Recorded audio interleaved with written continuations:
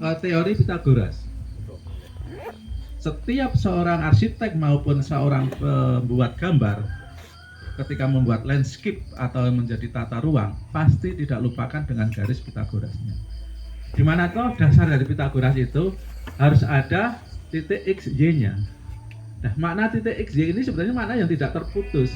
Di mana X-nya sampai langit juga nggak masalah, Y-nya sampai ke bumi lautan juga nggak masalah. Ini inti dari garis alamnya. Tapi ketika ditemukan antara sebetulnya awal itu vertikal ke sisi Y, itu akan membentuk sebuah positif.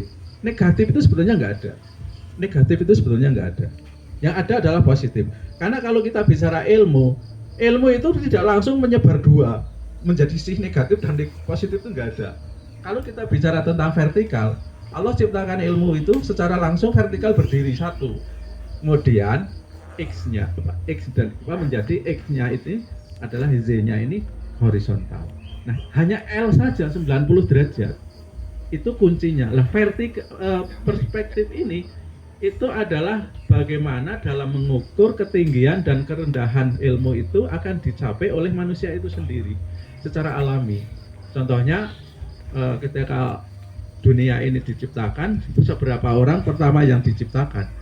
Kalau sedikit ya berarti 0,1 dari satu orang pertama menjadi masih terlalu vertikal banget. Kemudian banyak orang. Titik Allah mungkin satu titik yang terbatas sudah di keimanan ya, titik keimanan. Tapi manusia bertambah. Kemudian menjadi perspektif yang tinggi.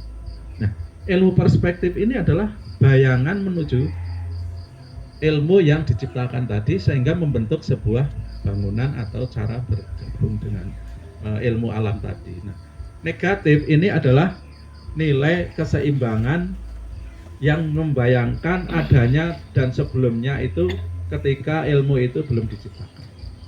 Maka Allah sendiri menciptakan dunia ini direncana atau didesain. Maka membentuk sebuah bangunan atau ruang itu juga harus direncana dan didesain. Artinya semua bayangan itu adalah harus ada rancangan. Jadi kalau bayangan itu bisa dikatakan negatifnya, sedangkan wujudnya adalah positifnya. Sama seperti kita membentuk sebuah bangunan. Monggo kali dipun ditunjuk kopinya. Nah, makna dari ilmu yang tadi ada kalimat yang tidak berubah dari kalimatnya, tapi maknanya berubah. Seperti di dalam berhubung dengan makna iman itu alif lam mim.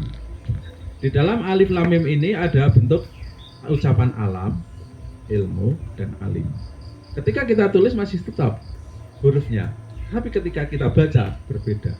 Dan makna yang pertama itu adalah ilmu, kemudian kedua alam, kemudian alim. Masih dalam satu siku 90 derajat dari vertikal tadi menuju horizontal. Nah, kalau sudah bicara ilmu yang pertama, bahwa semua yang keimanan kita dapati atau kita percaya atau tidak di dunia ini, itu semua adalah dari ilmunya Allah Subhanahu wa taala yang menciptakan alam sedunia ini. Kemudian diturunkan ke alam kita menjadi dunia ini, berbentuklah manusia apapun alam di dunia ini bermacam apapun yang berbentuk di sini. Kemudian ditemukan antara ilmu tadi di alam ini akan membentuk sebuah alim. Alim ini maknanya adalah kumpulan para ahli-ahli ilmu. Jangan salah paham bahwa orang yang alim itu targetnya hanya sholat atau puasa saja atau sebagai ibadah yang khusus. Itu masih kurang.